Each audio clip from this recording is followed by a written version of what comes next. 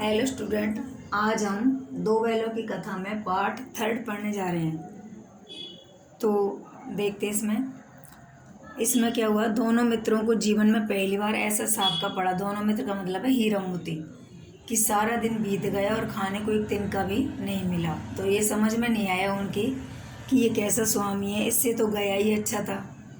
गया का मतलब है उसका झूरी का जो साला था उसका। यहाँ कई भैंसें थी, कई बकरियाँ, कई घोड़े और कई गधे। ये कांजी हाउस की बात है, जब कांजी हाउस में उनको बंद कर दिया गया। तो वहाँ पर इतने सारे जानवर थे, किसी के सामने चारा नहीं था, ज़मीन पर मुर्दे की तरह पड़े थे, किसी में खड़े होने की ताकत नहीं थी। दोनों मित्र फाटक की टकटकी लगाते देखते रहे कि कोई चारा लेकर आएगा, लेकिन कोई नहीं आया। तो उन्होंने दीवार की नमकीन जो मिट्टी थी उसको चाटना शुरू कर दिया। अब रात को भी कुछ भोजन नहीं मिला, तो हीरा के दिल में विद्रोह की भावना पैदा हो गई कि अब नहीं रहा जाएगा। तो दोनों ने सिर लटकाए, जवाब दिया कि मुझे मालूम है कि प्राण निकल रहे हैं। तो फिर क्या हुआ कि दोनों ने निश्चय किया कि दीवार तोड़ने का। फिर उनसे बाड़े की दीवार जो कच्ची थी, हीरा तो मजबूत था ही, अपने नुकीले सींगों से दीवार उसमें गड़ा दिए और एक जोर से मारा तो उसमें मिट्टी का एक चपड़, एक दीवार का जो एक हिस्सा है वो टूट गया। इस तरह से दौड़ दौड़ कर उसने दीवार पर चोटें मारी और थोड़ी थोड़ी मिट्टी गिराने लगा। उसी समय चौकीदार आया कांजी हाउस का, लालटेन लेकर और जानवरों की हाजिरी करने निकला। तो फिर लेकिन जब ये पता चला कि उसने ये दीवार तोड़ी है, तो मोती ने पड़े पड़े कहा कि अब जब दीवार तोड़ी है ये पता चला, तो उसने डंडे रसीद कर दिए। और फिर मोती ने कहा कि और मार खाई क्या मिला। तो इस तरह से उसमें एक दूसरे में आपस में वार्तालाप होता रहा कि चाहे कितने डंडे पड़ जाए मैं डरूंगा नहीं। इस तरह से दीवार खुदती जाती और कितनी ही जानें बच जाती। तो उन्होंने कहा कि मरना स्वीकार है, अगर दीवार खुद जाएगी तो कितनी जानें बच जाएंगी। मोती ने दीवार में उसी जगह सींग मारा, थोड़ी मिट्टी फिर गिर गई, फिर हिम्मत उसकी बढ़ गई, फिर जोर मारने लगा और इस तरह से उसने दीवार गिरा दी। अब उसमें जो अधमरे जो जानवर पड़े थे वे सारे सरपट भाग निकले। घोड़ियाँ भी, बकरियाँ भी खिसक गई और लेकिन फिर गधे वहीं पड़े रहे। तो आधी रात ऊपर हो चुकी, दोनों गधे अभी तक वहीं खड़े थे। तो भागे ना भागे, मोती अपने मित्र की रस्सी तोड़ने में लगा हुआ था। जब हार गया तब हीरा ने कहा कि तुम जाओ, मैं यहीं पड़ा रहता हूँ। हीरा की रस्सी तो गले की टूट गई थी, तो वह जा सकता था, लेकिन वह अपने मित्र को छोड़ करके नहीं गया। मोती ने आंखों में आंसू ला करके कहा, तुम मुझे इतना स्वार्थी समझते हो कि मैं तुम्हें छोड़कर चला जाऊँ? तो आज जब हम इतने दिन एक साथ रहे हैं, तो विपत्ति में भी एक साथ ही रहेंगे। हीरा ने कहा, बहुत मार पड़ेगी भाई। मोती ने कहा, जिस अपराध के लिए तुम्हारे गले में बंधन पड़ा है, उसके लिए अगर मार पड़े तो कोई दिक्कत नहीं है।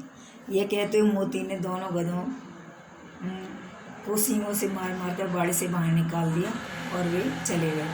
भोर होते ही मुंशी, चौकीदार और कर्मचारियों में खलबली मच गई कि सारे जानवर तो भाग गए।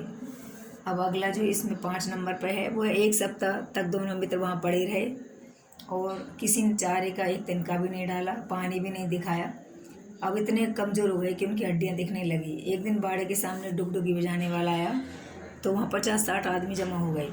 तब दोनों मित्र वहाँ से निकाले गए और उनको देखने के लिए आने लगे और मन फीका करके चले जाते। कहने का मतलब है कि यहाँ उनकी जो गोली लगाई जाने वाली थी। अब अचानक एक डड़ियल व्यक्ति आया, उसकी आँखें लाल थी और दोनों मित्रों को जांच परख करने लगा। उसका चेहरा एकदम से कांप उठा। अब उन दोनों के चेहरे की, भाई यहाँ पर तो इसको हमें ले जाया जाएगा और यहाँ से हमें मारा जाएगा या काटा जाएगा। हीरा ने कहा, गया कि घर से यूं ही भागे हम, अब तो जान बचेगी भी नहीं। तो अब मोती ने अश्रद्धा के भाव से उत्तर दिया और कहा कि भगवान सबके ऊपर दया करते हैं, हमारे ऊपर क्यों नहीं करते। इस तरह उनके मन में ऐसी भावना आ गई, भगवान के लिए हमारा मरना जीना दोनों ही बराबर है, हम जिए चाहे मरे। कुछ दिन उसके पास रहेंगे तो एक बार भगवान ने उस लड़की के रूप में हमें बचाया, अब क्या ना बचाएंगे। चलो अच्छा ही है, कुछ दिन उसके पास तो रहेंगे। यह आदमी छुरी चलाएगा, देख लेना, तो क्या चिंता है, मांस खाल सीख सब किसी न किसी काम आ जाएंगे। तो नीलाम हो जाने के बाद दोनों मित्र उस डडियल के साथ चले गए और उनकी अब बोटी बोटी काँप रही थी। जरा भी धीमी चाल हो जाती तो वह डंडा जमा देता। गाय बैलों का एक रेवड़ उनको रास्ते में मिला। सभी जो जानवर थे बड़े ही सुंदर थे, चपल चिकने थे। तो इस तरह से उनके मन में भी हुई कि ये कितने सुंदर हैं, हमें भी कोई खाने को मिलता या हमारी कोई इतनी सेवा करता या हमारी कोई देखभाल करता तो हम भी ऐसे ही होते। फिर अचानक उनको मालूम हुआ कि हम जिस यहाँ रास्ते से जा रहे हैं वो हमारा परिचित रास्ता है और वहाँ खेत, वहीं बाग, वही गांव मिलने लगे। तो उन्होंने अपनी चाल तेज कर दी और अब उनमें जान आ गई। मोती ने कहा हमारा घर बहुत ही पास है। हीरा बोला भगवान की दया कि मैं तो घर भागता हूँ, ये जाने देगा? तो वो बोला कि क्या ये जाने देगा, इसे मैं मार गिराऊंगा। नहीं नहीं, दौड़कर थान पर चलते हैं। और इस तरह से आगे चले। अब वे अपना घर नज़दीक आने की उसमें खुशी में वे गुलेल मारते हुए जा रहे थे। तो वहाँ पर अपने थान पर पहुँच गए जहाँ पर पहले वाला मालिक था। तो झूरी द्वार पर बैठा ही धूप सेक रहा था। दोनों बैलों को देखते ही खड़ा हुआ, गले लग गया और उसकी आंखों में आनंद के आंसू बहने लगे। डडियल जो व्यक्ति था उसने भी बैलों की रस्सियाँ पकड़ ली कि ये बैल तो मेरे हैं। फिर उसने झूरी ने कहा कि बैल तो मेरे ही हैं, जब मैं बेचूंगा तो ही बिकेंगे। जाकर थाने में रिपोर्ट लिखा दूंगा, तो मेरे बैल हैं, इसका सबूत है कि मेरे द्वार पर खड़े हैं। इस तरह से वह उनको बचा कर रखा और डडियल वहाँ से चला गया, धमकियाँ देता हुआ चला गया।